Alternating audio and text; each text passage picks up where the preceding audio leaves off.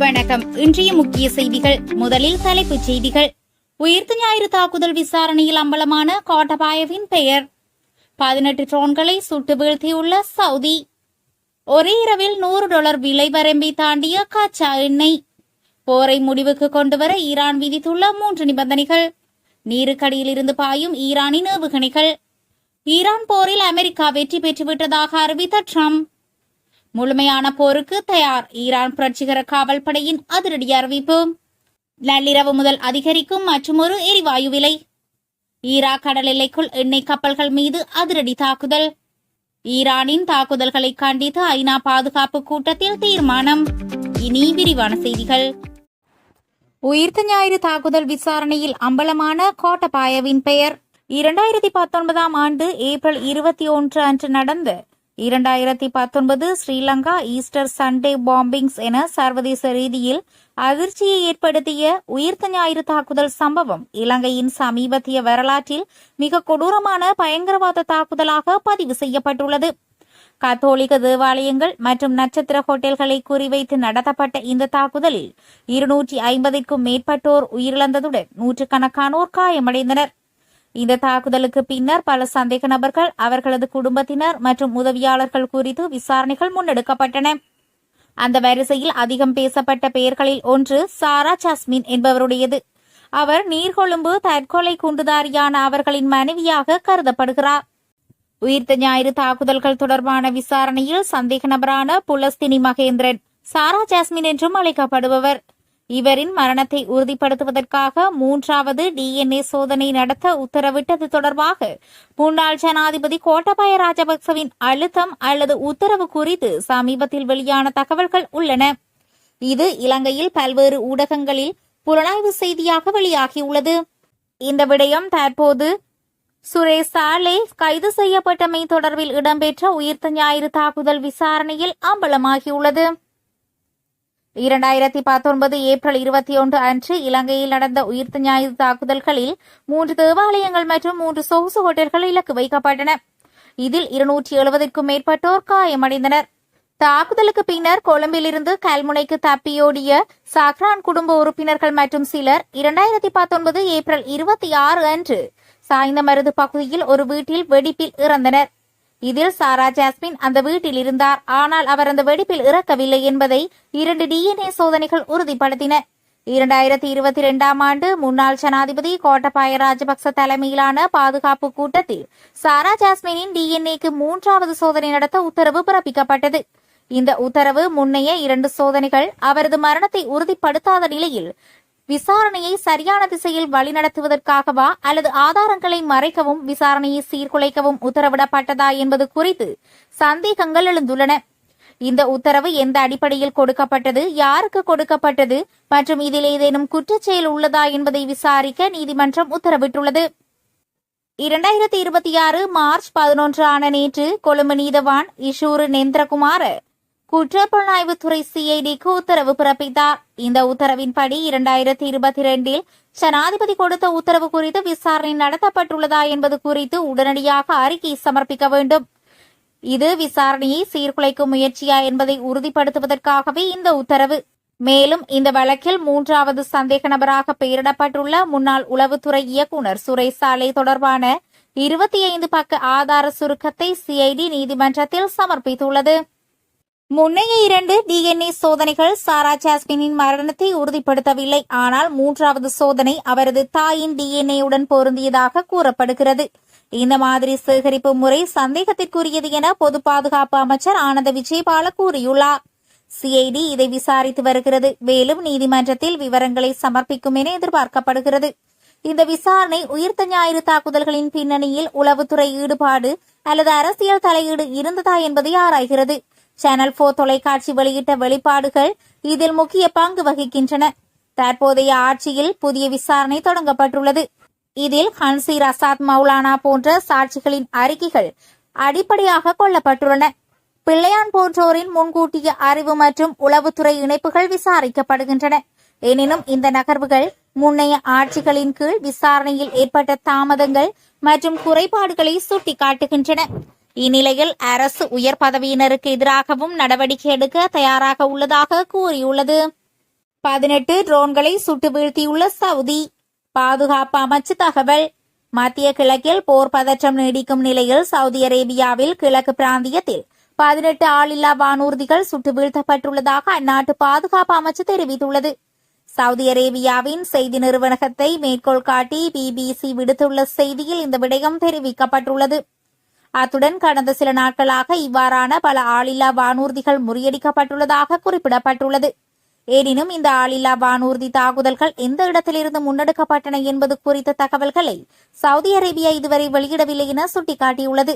இதேவேளை சைஃபா எண்ணெய் வளையத்தை இலக்கு வைத்து பயணித்த மற்றொரு ஆளில்லா வானூர்தி MD குவார்ட்டர் பாலைவனத்தின் வடக்கு எல்லைப் பகுதியில் வைத்து இடைமறுத்தி அளிக்கப்பட்டுள்ளதாகவும் அந்த செய்தியில் குறிப்பிடப்பட்டுள்ளது. ஒரே இரவில் $100 விலை வரம்பை தாண்டிய கச்சா எண்ணெய். அமெரிக்கா மற்றும் இஸ்ரேலின் ஈரானுடனான போர் உலகளாவிய எரிபொருள் விநியோகத்தில் பாரிய தாக்கத்தை தொடர்ந்து ஏற்படுத்தி வருகிறது. இந்நிலையில் எண்ணெய் விலைகள் 4 ஆண்டுகளில் இல்லாத அளவிற்கு உயர்ந்துள்ளது. இதன்படி தொடர்ந்து 3வது நாட்களுக்கு பிறகு ஒரே இரவில் மீண்டும் பீப்பாய்க்கு $100 விலை வரம்பை தாண்டியுள்ளது. சர்வதேச எரிசக்தி அமைப்பின் உறுப்பு நாடுகள் நேற்று ஒருமனதாக 400 மில்லியன் பீப்பாய்கள் எண்ணெயை உலக சந்தையில் வெளியிடுவதற்கு ஒப்புக்கொண்ட போதிலும் இந்த அதிகரிப்பு ஏற்பட்டது. உலகளாவிய எண்ணெய் அளவுகோலான பிரெஞ்சு கச்சா எண்ணெய் நேற்று ஒரு பீப்பாய்க்கு $100 விலை வரம்பை கொண்டிருந்தது. இதற்கிடையில் அமெரிக்க அளவுகோலான WTI எண்ணெயை 8.7% $94.8 உயர்ந்துள்ளது. போரை முடிவுக்கு கொண்டுவர ஈரான் விதித்துள்ள 3 நிபந்தனைகள். ஈரானிய ஜனாதிபதி மசூத் பெசாக்கியன் மத்திய கிழக்கில் நடந்து வரும் போரை முடிவுக்கு கொண்டு வருவதற்கு 3 முக்கிய நிபந்தனைகளை முன்வைத்துள்ளார். அமைதியை நிலைநாட்ட சர்வதேச சமூகமும் சம்பந்தப்பட்ட தரப்பினரும் இந்த பிரச்சினைகளில் கவனம் செலுத்த வேண்டும் என்று ஈரானிய ஜனாதிபதி இதில் சுட்டிக்காட்டுகிறார். அவர் நிபந்தனைகளாவது ஈரானின் சட்டப்பூர்வமான உரிமைகளை அங்கீகரிப்பது, அதாவது ஈரானின் ஆட்சியின் இறையாண்மை மற்றும் உரிமைகள் சர்வதேச மட்டத்தில் உறுதிப்படுத்தப்பட வேண்டும். ஏற்பட்ட சேதத்திற்கு நியாயமான இழப்பீடு வழங்க நடவடிக்கை எடுக்க வேண்டும். மேலும் எதிர்காலத்தில் இதுபோன்ற ஆக்கிரமிப்புகள் அல்லது தாக்குதல்கள் மீண்டும் நிகழாது என்பதற்கான உறுதியான சர்வதேச உத்தரவாதங்களையும் உறுதிமொழிகளையும் வழங்குதல் என்ற 3 நிபந்தனைகளை அவர் முன்வைத்துள்ளார்.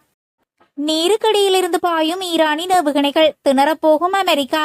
நீருக்கடியிலிருந்து ஏவப்படும் ஈரானிய ஏவுகணைகள் தங்களிடம் உள்ளதாகவும் அவை விரைவில் பயன்படுத்தப்படலாம் எனவும் ஈரானின் இஸ்லாமிய புரட்சிகர காவல் படையின் சிரேஷ்ட தளபதி ஒருவர் தெரிவித்துள்ளார். அதன்போது அவர், நீருக்கடியிலிருந்து ஏவப்படும் ஏவுகணைகள் எங்களிடம் உள்ளன. அவை ஒரு வினாடிக்கு 100 மீட்டர் வேகத்தில் செல்லும்.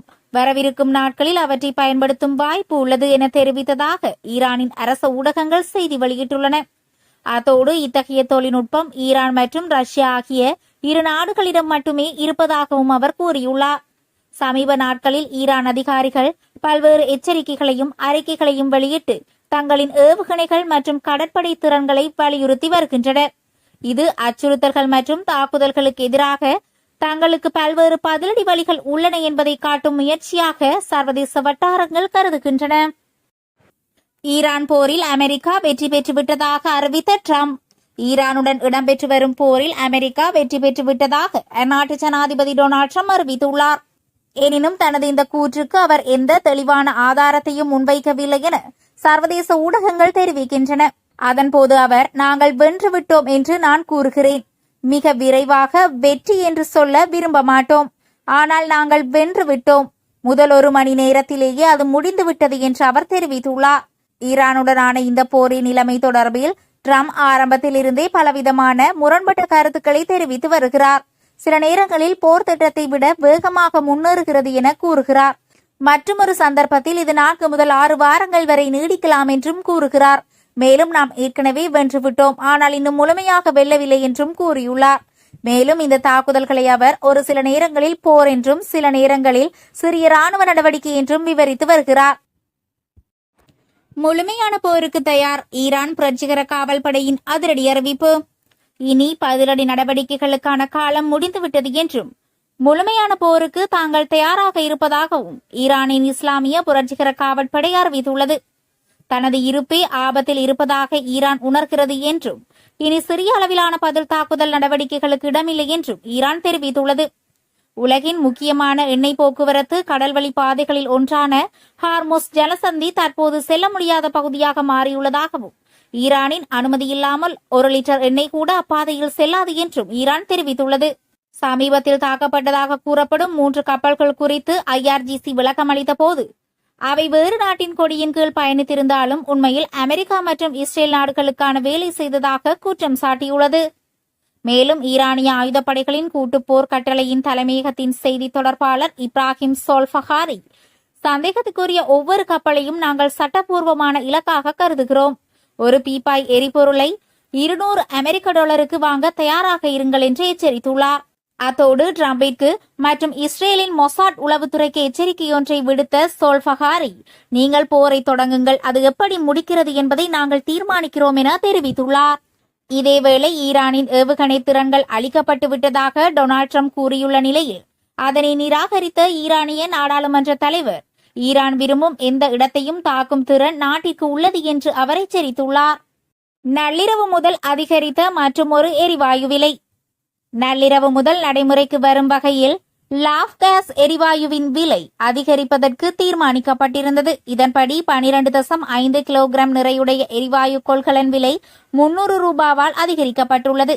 முன்னதாக $4,330 இருந்த இந்த எரிவாயு இப்போது $4,630 5 கிலோகிராம் எரிவாயு கொள்கலன் விலையானது $120 அதிகரிக்கப்பட்டுள்ளது.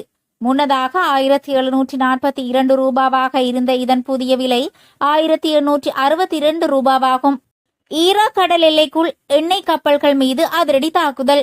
ஈராக்கின் தெற்கு பகுதியில் அமைந்துள்ள உம்ஹஸ் துறைமுகத்தில் இருந்து மசகு எண்ணெயை ஏற்றிச் சென்ற 2 பாரிய எண்ணெய் கப்பல்கள் மீது தாக்குதல் நடத்தப்பட்டுள்ளதாக சர்வதேச ஊடகங்கள் செய்தி வெளியிட்டுள்ளன. ஈராக் கடல் எல்லைக்குள் நுழைந்த சில நிமிடங்களிலேயே வெடிபொருள் நிரப்பப்பட்ட ஆளில்லா படகு மூலம் தாக்குதல் நடத்தப்பட்டுள்ளதாக ஈராக் பாதுகாப்பு அதிகாரிகள் உறுதிப்படுத்தியுள்ளதாக தெரிவிக்கப்படுகிறது. இந்த தாக்குதலால் 2 கப்பல்களிலும் பாரிய தீ விபத்து ஏற்பட்டுள்ளதாகவும் இச்சம்பவத்தில் வெளிநாட்டு மாலுமி ஒருவர் உயிரிழந்ததாகவும் முதற்கட்ட தகவல்கள் தெரிவிக்கின்றன. அத்துடன் தாக்குதலுக்குள்ளான கப்பல்களில் இருந்த 38 பணியாளர்களை ஈராக் கடற்படையினர் பாதுகாப்பாக மீட்டுள்ள நிலையில் எஞ்சிய சிலரை தேடும் பணிகள் தீவிரமாக நடைபெற்று வருகிறது. ஈரானின் தாக்குதல்களை கண்டித்து ஐநா பாதுகாப்பு கூட்டத்தில் தீர்மானம். அமைதி காத்த சீனா மற்றும் ரஷ்யா. வளைகுடா நாடுகள் மற்றும் ஜோர்தான் மீதான ஈரானின் தாக்குதல்களை கண்டித்து ஈரான் உடனடியாக விரோத போக்கை நிறுத்த வேண்டும் என்று கோரி ஐக்கிய நாடுகள் பாதுகாப்பு அமைப்பு ஒரு வரைவு தீர்மானத்தை நிறைவேற்றியுள்ளது. வளைகுடா ஒத்துழைப்பு அமைப்பு ஆதரித்த தீர்மானத்திற்கும் 135 பிற ஐநா உறுப்பு நாடுகளால் இணை அனுசரணை வழங்கப்பட்ட தீர்மானத்திற்கும் ஆதரவாக ஐக்கிய நாடுகள் பாதுகாப்பு அமைச்சின் 15 உறுப்பினர்களில் 13 பேர் வாக்களித்துள்ளனர். வரைவுக்கு எதிராக எந்த நாடுகளும் வாக்களிக்கவில்லை. சீனாவும் ரஷ்யாவும் இதில் வாக்களிக்கவில்லை. ஆனால் குறிப்பாக இந்த தீர்மானத்தை தடுக்க தங்கள் வீட்டோ அதிகாரத்தை பயன்படுத்த வேண்டாம் என்று முடிவு செய்ததாக சர்வதேச ஊடகங்கள் செய்தி வெளியிட்டுள்ளன. ஏனெனில் பாதுகாப்பு அமைப்பில் மட்டுமல்ல பிற உறுப்பு நாடுகளிலும் இதற்கு அதிக ஆதரவு கிடைத்தமையே காரணம் என சர்வதேச ஊடகங்கள் அடிக்கோடிட்டுள்ளன. தற்போது ஏற்றுக்கொள்ளப்பட்ட இந்த தீர்மானத்திற்கு 135 பிற நாடுகள் இணை அனுசரணை அளித்துள்ளன. பாதுகாப்பு அமைப்பின் வரைவு தீர்மானத்திற்கு இணை அனுசரணை வழங்கிய நாடுகளின் எண்ணிக்கையில் இதுவே அதிக எண்ணிக்கை என கருதப்படுகிறது. இந்த தீர்மானம் ஈரானின் தாக்குதல்களை கண்டிக்கிறது. உடனடியாக இந்த போக்கை நிறுத்த கோருவதாக அறியப்படுகிறது. மேலும் வளைகுடா பிராந்தியத்தில் துறைமுகங்கள் மற்றும் எரிசக்தி வசதிகள் போன்ற உள்கட்டமைப்புகளை ஈரான் குறிவைப்பதை கண்டிப்பதாகவும் கூறப்படுகிறது.